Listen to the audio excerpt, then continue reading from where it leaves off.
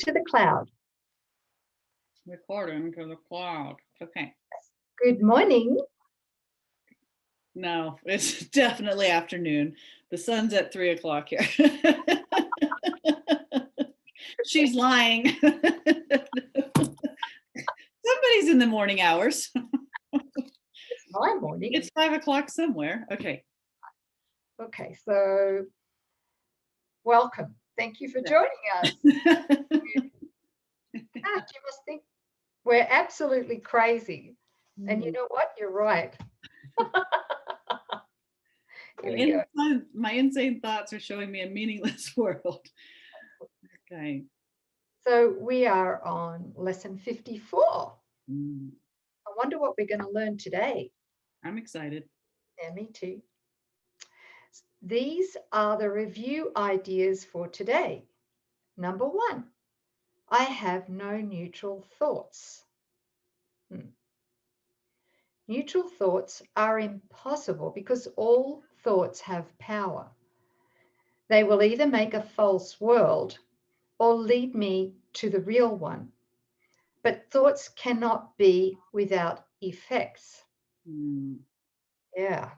As the world I see arises from my thinking errors, so will the real world rise before my eyes as I let my errors be corrected. I just want to stop here for a second because in the last lesson, 53, review lesson, I think it was, we talked about through the ego filter how our beliefs are investments, they're values that we have. So if we're fearful of something, then we're going to make that real. Yeah. Yes. And that's how we make a false world. That is so, it's why it's crucial that we do the lessons in the course so we can undo our addiction. Addiction. I was going to say that. No, okay. Right. Our addiction to the ego's beliefs. It's in, sin, guilt, and fear. Right. So, yeah, I just want to say that. So here we are still in lesson number 1. Here I have no neutral thoughts. So my thoughts cannot be neither true nor false. This is interesting and important. They must be one or the other. They must be either true, my thoughts, or they're wholly false. What I see, shows me which they are. So what I see, or in other words, what I see shows me what I believe. False or true? Are we seeing through the ego filter, or are we seeing with Holy Spirit? Did you want to add something to that, sis? Well, I think he's linking up the nexus between the thoughts that we think and the power. Because of that, there's never any idle, neutral, or gray area thoughts. You're either accepting the ego's suggestions as your thoughts, or you are allowing God's thoughts to be yours. So one is wholly true or wholly false. And the response that you have to what you're experiencing, are you in contraction? Are you triggered or in fear? Well, you're looking upon what's not really there, and that's the ego. So there's never a time where there's not anything. It's good to know that our thoughts and what we're experiencing really are one and the same. This is the outward picturing of an inward condition. So to just watch that connection, and that'll help us with the incentive to really stay vigilant with what we're thinking with, what mind. Only one mind, but right? The ego, or checking with Holy Spirit. So as soon as we have a fear thought, we're triggered, or scarcity thought, or whatever, thought of pain, we're in the wrong mind. Aren't we? Okay. Yeah. So at that point, we become lucid and we go, okay, I am seeing what is not there. Right. Or feeling what is not there. And that's when we ask Holy Spirit, or that's when we choose again. We ask Holy Spirit to come in and to divinely reinterpret what it is that we mistakenly fell for through the wrong mind, the ego mind, right? I choose to allow him. I'm replacing, surrendering what I thought and allowing my real thoughts to be revealed to me with the Holy Spirit. But that thoughts cannot be without effects. That's the biggie, I think, on this one. It's just we're always making or creating, depending on what mind we're with. But there will be results as a effect of the mind that we are using. It's a big one, isn't it? It is. No responsibility in there. Right. So nothing at all happens to us without our consent. Good point. We're never victims of the world that we see. It's always the contents of our thoughts. And that was a choice we made based on what we value. Right. But we're not to feel guilty about that, right? No, because what we think we've done has never actually occurred. So really, it's just a matter of, are you living or are you not? Is this something real going on or not? Not good or bad. Think of it in terms of actually occurring reality or unreality. Thank you. Still on lesson 54, number 2. I see no neutral things. What I see witnesses to what I think. And if I did not think, I would not exist, because life is thought. Did you not have a second sentence on that one? No, where's your second sentence? Read it, please. What I see witnesses to what I think. It is impossible to see nothing because it is impossible not to think. Oh, I wish they'd kept that in the FIP version. Well, COA did. Okay. Oh, winning. Okay. All Got right. 5 points up on me. You got to laugh, right? Oh, there you go, man. It's competition. Oh, geez. Thank you for the laugh. That was great. Yeah. Okay, so I like your version. Me too, this time. Yeah. Okay, so if I did not think, I would not exist, because life is thought. Whoa. Right. Let me look on the world I see as the representation of my own state of mind. I know that my state of mind can change. And so I also know the world I see can change as well. Yes. Yes, yes, yes, yes, yes. So good. So that's why it's just one, it's one. And so if it's all one, you can make a correction at the level of mind, your thought, and what you're experiencing has to change. So what does that have to do with healing? all imperfection, all body complaints, everything, all our problems, right? If we're talking about health issues or body issues, the cause is in the mind, and the body is simply manifesting the contents of our thoughts. So wouldn't it also follow that when we heal the mind, change our thoughts to the thoughts of God, what would happen to the effects of those thoughts? Has to change. Just planting seeds early. Yeah.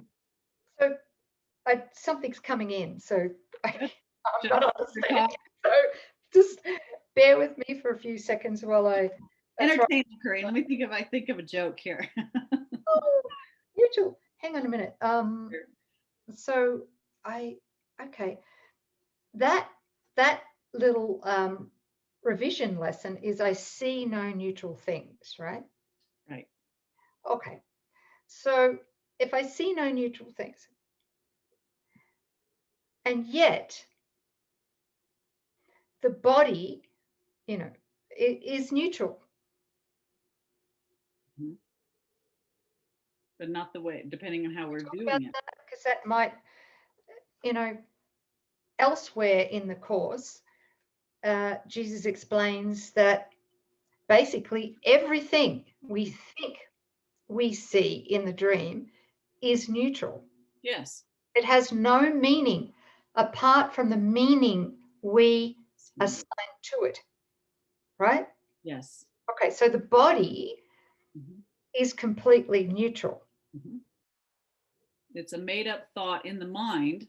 And now the question becomes, what are you using it for? You wanted it, but what's the purpose to which you placed it under the ego thought system as a weapon?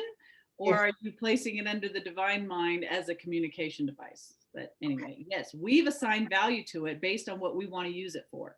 Okay, so let's use a significant relationship, a Okay. significant other, Mhm. whoever that might be. It might be our partner, it might be our child, parent, whatever. So this would apply the same, yes? Yes. What am I using it for? What's the purpose that I'm assigning to this relationship? Yes. Yes? Yes. Okay. So when I look at this relationship or when I look at my significant other, I'm giving him or her all the meaning he or she has for me, depending upon which part of my mind I'm looking at her or him. Right. Yes? So if I'm using somebody to heal my mind, the opposite of the separation is union. So if I'm using the relationship for the purpose of union, sameness, oneness, no private interests, seeing their innocence and therefore my own, meaning I don't have this going on, right? Or I want to use that relationship to prove that I am Coreen. So you're my mom, you're my dad, you're my daughter, you're my significant other, whatever, right? The special roles and the scripts that we have them read, you need to objectify me as Coreen and uphold this lie about myself, relate to me as Coreen, expect me to be a Coreen. And I, likewise will hold you as your body and your story. And that's to use the body lovelessly and for separation and to keep us body bound. Attack. Attack. Which leads to Death. you got to laugh. The ego, really. Right? Yeah. Hey, this doesn't lie. This diagram does not lie. So anybody that wants to really look at it, every special relationship leads to death. Sorry. Where does it say death? Huh? I've never seen that before. Just kidding. Where is it? Prove it. Yeah. Oh, you guys, it's good, but that's the truth. Every special relationship, the goal is to make bodies real. And hey, we all know that in the dream, the natural and inevitable result of every body is the casket, right? So good. But there's a way out. Okay. Thank God. Thank Jesus. Thank God. Yeah. Okay. So we're still on lesson 54 and we're up to number 3, which Yes. is, sorry? Yes. I am not alone in experiencing the effects of my seeing. Ooh. How's that possible? Oh, I am not alone in experiencing the effects of my seeing. Oop, boy. Does that mean we're accountable? Even more so? Okay. So if I have no private thoughts, I cannot see a private world. Even the mad idea of separation had to be shared before it could form the basis of the world I see. 2 or more minds. Can you show us the diagram again, just in case we missed it the last 100 times? I was laughing because I was just thinking somebody out there is going to have a bow and arrow, and next time I do this, they're going to go clang. If you show us that diagram one more time, I'm going to throw up. Oh, Lord. Okay, here we go. Had to be shared. Just saying. Okay, go ahead. Okay. Yet that sharing was a sharing of nothing in the gap diagram. Okay, as we know. Which we won't show. In case you missed it. I can also call upon my real thoughts, which share everything with everyone. Private thoughts. As my thoughts of separation call to the separation thoughts of others, so my real thoughts awaken the real thoughts in them. And the world my real thoughts show me, the real world, will dawn on their sight as well as mine. How could that happen? Because we love the mind of God, of which we are all part, is continuous. So that means that it is uninterrupted. There are no breaks in communication. And so we're communicating in God all the time. There's no moment where we're not. But when we choose a split mind, the ego mind, we switch off our awareness of what's going on all the time. To have private thoughts. Pull the plug on the awareness of it, right? Yeah. Good. Thank you. Yeah. Okay, so yeah. And the next one is 54, and it is number 4. I'm not alone in experiencing the effects of my thoughts. So he's saying here, I am alone in nothing. Everything I think or say or do, that's big, teaches all the universe. Everything I think, I say or do teaches all the universe. Does yours say teaches or touches? Oh, teaches. Really? Yes. What have you got? Touches. Okay. So let me just. I'd say both were true, but anyway. Both. Yes, because let's just stop here. Sure. Teaches is applicable because we teach through demonstration. We're always teaching what we want, what we believe. Yeah, but touches as well. So they're both true. What a shame they didn't put touches and teaches. Tickles. Okay.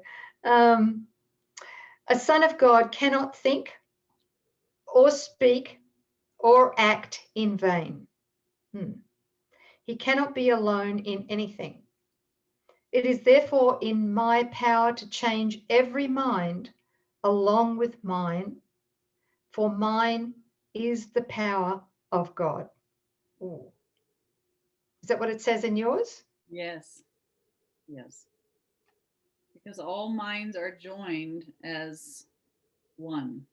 Yeah. It's almost like the pebble in the pond and the rings that go out and the ripple effect, or if a web, you hit one of it, the whole thing is affected. But every time, we will with God, we heal our thoughts. That has a beneficent, a holy effect on the entire sonship. Isn't that gorgeous? It is, and it's a little visual that I often recall is the darkness, when there's all these billions of seemingly split minds that are immersed in a dream of separation. When one of us comes in and remembers the light, it definitely, that light goes right through all of that darkness to some extent. Yeah. Yes. But when two of us show up, as with the gap diagram, when two of us show up, don't make me show it. join in the same perfect goal of that union again, healing the split mind, well, then that light travels right throughout the sonship, the mind. Yeah. And that is the importance of the holy relationship, two sharing the same goal. They don't want this anymore. Two or more were required to bring this into seeming being. It never occurred, but because we're all walking around talking like it did, we've all given it our belief. And so it seems to have occurred.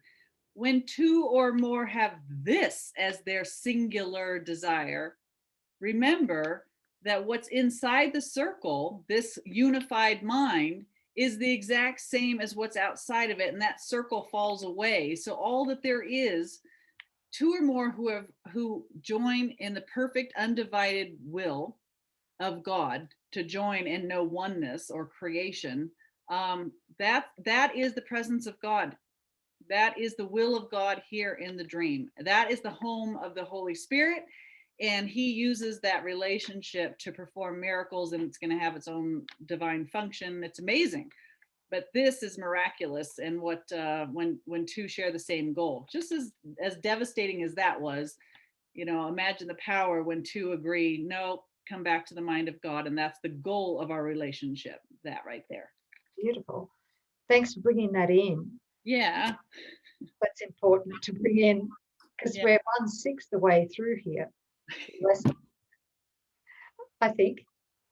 Anyway, that when you did that, something came to mind, and just very quickly, is talk about the means of the holy relationship. When you close that diagram, and all separation disappeared, the means is forgiveness. So this is a relationship or relationships, two or more, that are devoted to forgiving each other. Yes. Can you imagine being in a relationship with somebody who consistently forgives you? It's the best feeling. And it doesn't make any demands on you. No. Can you imagine? Because love makes no demands. So that is where the miracles come pouring in and through and are extended out to the sonship as well.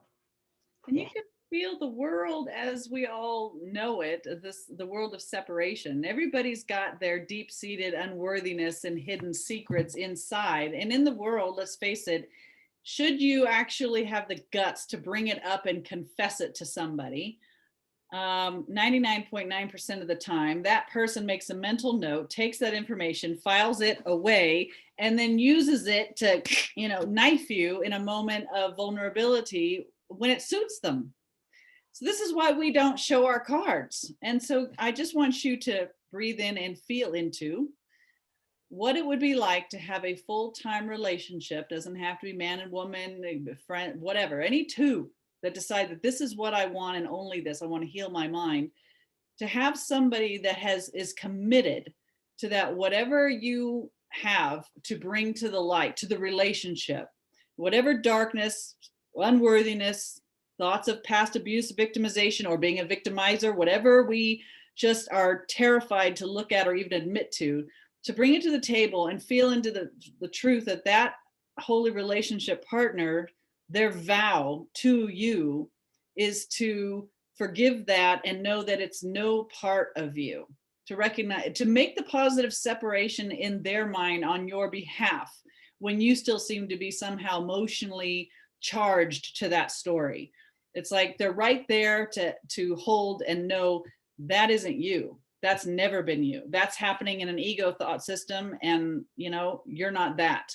And I'm here to remind you of what you are when you forget, and you're here to remind me of what I am when I forget.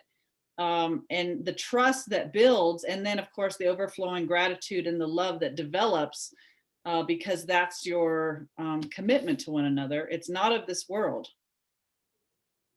And that's a celestial speed up. Perfect love in the world. A perfect love experience right here in a dream of fear.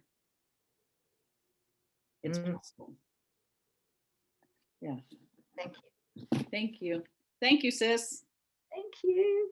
Thank you, Brother Daniel, if you're watching. Yes. TTC family. Okay, so we're still on lesson 54. An hour later. That's right. Forgive us, please. And we're on number 5. I am determined to see, and we can only see in light. That's right. Okay. Recognizing the shared nature of my thoughts, I am determined to see. I would look upon the witnesses that show me the thinking of the world has been changed. It's shifted from fear and conflict to love and union. I would behold the proof that what has been done through me has enabled love to replace fear, laughter to replace tears, and abundance to replace loss. Oh, yeah. I would look upon the real world and let it teach me that my will and the will of God are one. So instead of forcing our definitions on the world that we see, we stop, withdraw our thoughts, and allow what is there to communicate what it is to us, which is that impartation, that first question out of the gate. How do we know God's thoughts? It's when we get out of the way and let God and God's creation reveal, inform us of what is there. And that can't happen until we have removed our arrogant insistence that we know what anything is for or what it is. Yeah. Our judgments. Thank you for that. And that concludes our lesson 54.